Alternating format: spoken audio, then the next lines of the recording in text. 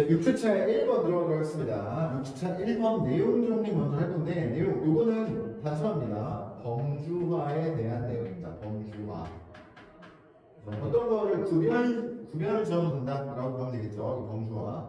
범주화라는 건 뭘 얘기하는 거냐면, 단순화하는 거죠.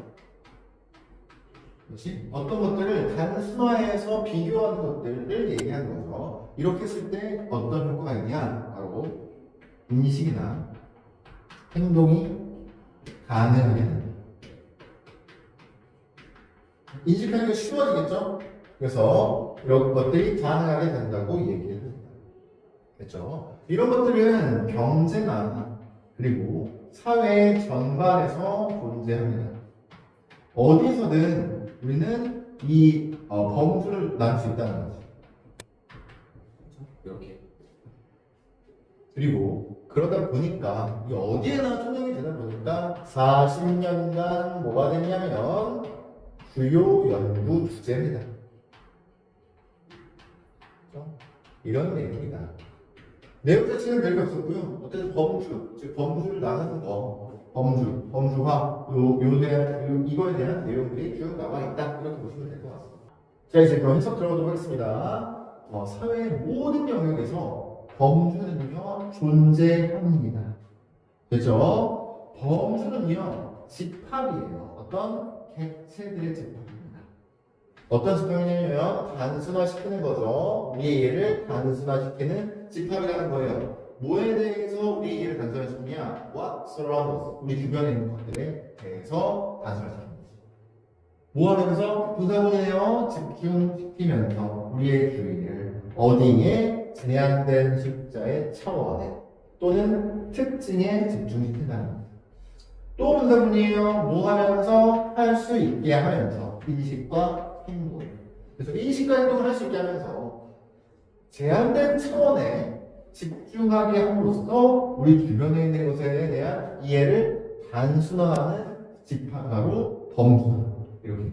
범주라는 게 별이 아니지만 되게 길게 써놨지. 그래서 내용 한 번 더 해석해보면 될 것 같고요. 그 다음에 선택하는 것으로부터 어떤 음식을 먹을지, 어떤 행동을 우리가 할지, 어떤 정당에 투표할지, 뭐에 대해서 국민 투표에 대해서 이것으로부터 우리는 뭐 한다? 이런 거 할 때 카테고리를 사용하는 거죠. 범주를 사용하는 것보다 뭐 하기 위해서 인터프레트 해석하고요, 어세스 평가하고요, 현실에 맞춰서 행동하기 위해서 범주를 사용한다. 그래서 어쨌든 범주를 다양하게 사용한다는 얘기를 하고 있다. 볼게요. 근데 범주화 단단하죠. 그러므로 범주화는 그러므로 어떻게 되어 있다? 경제와 사회적 삶에 깊숙이 퍼져 있다. 깊숙이 퍼져 있다. pervade. 뭐의 경제적이고 사회적 삶에 깊숙이 퍼져 있다. 다시 말해서 뭡니까? 물건, 서비스, 회사, 산업에 포함되어 있다는 거죠. 퍼져 있다는 거죠. 뭐뿐만 아니라 생각이나 개념뿐만 아니라. 어떤 개념이겠어요? 바로 지속적으로 분류되어지고 있는 중인 개념이죠. 누구에 의해서? 사람에 의해서. 어떤 사람? 그것과 관련된 사람에 의해서. 그러니까 사업과 서비스, 물건과 관련된 사람에 의해서 계속해서 분류되고 있는 생각과 개념들. 그러니까 항상으로는 범주화하고 있다는 얘기를 하고 있습니다.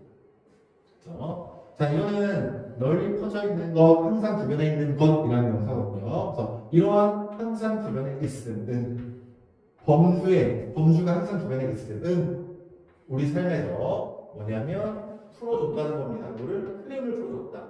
즉 흐름을 풀어줬다는 건 뭐냐? 만들어냈다는 겁니다. 흐름을. 어떤 흐름? 연구에. 어떤 연구에서요? Which has grown. 자라나고 연구합니다.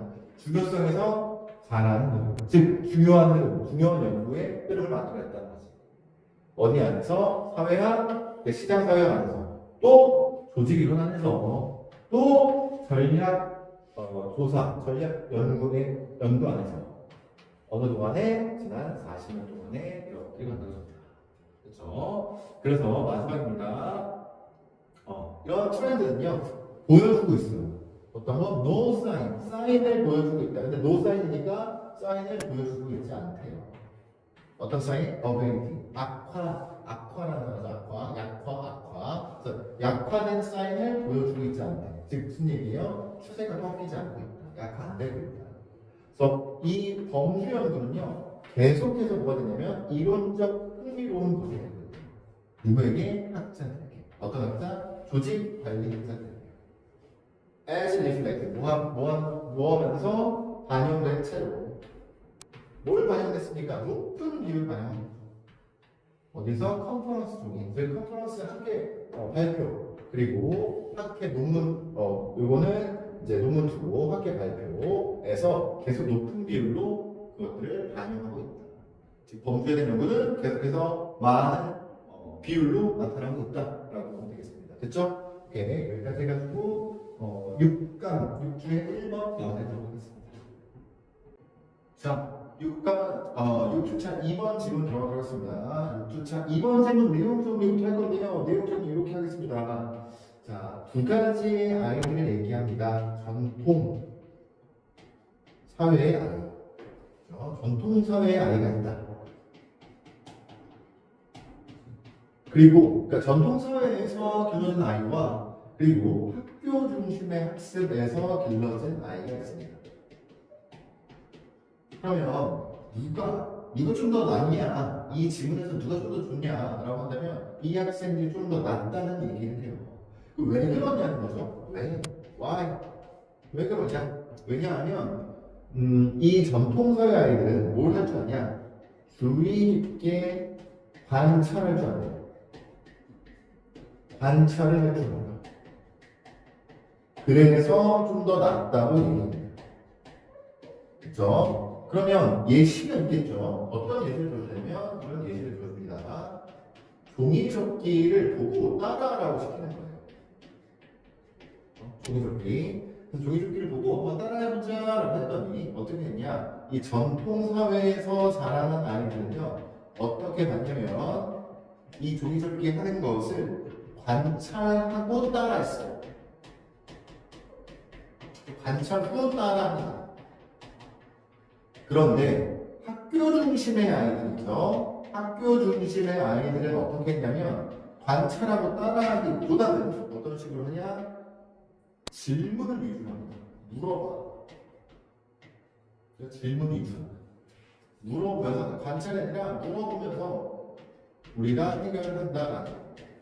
그렇죠? 그래서 이렇게 종이접기를 할 때 전통사회 아이들과 학교 중심 아이들의 학습의 차이점이 있는데 전통사회 아이들이 주의 깊게 관찰할 줄 알더라라는 내용입니다. 됐죠? 그러면 이 내용을 가지고 이제 지문에 대한 해석을 들어가 보도록 하겠습니다. 해석 들어갈게요. 자, 보겠습니다. 몇몇 연구자들이요, 뭐 했냐면 지적해왔다. 뭐를? 아이들 living in traditional society, 전통적 사회에서 살고 있는 아이들이 뭐 한다고요? are more attentive, 조금 더 주의를 집중한대요. 어디에? to what others do, 어른들이 하는 것에요. 그래서 개발한대요. 더 날카로운 능력을 발전시킨대요. 무슨 뭐할 발전 배울 능력이지. 뭘 통해서? 이게 중요하죠. 관찰을 통해서요. 관찰을 통해서. 뭐보다요? 아이들보다 학교로부터 학교식의 어떤 사회에 있는 아이들보다 관찰을 해서 배우는 아주 날카로운 능력을 개발한다라는 겁니다. 그렇죠? 이러한 종류의 문화적 경험은요, 영향을 끼친다. effect. 영향을 끼쳐요. 어떻게 아이들이 배우는지 또는 아이들이 배우는 방법. 여기에 영향을 끼친다는 겁니다. 다음 예를 들어서 종이접기 얘기 나오겠다. 그렇죠? 한 연구에서 6살, 10살짜리 아이들이요, observe, 관찰합니다.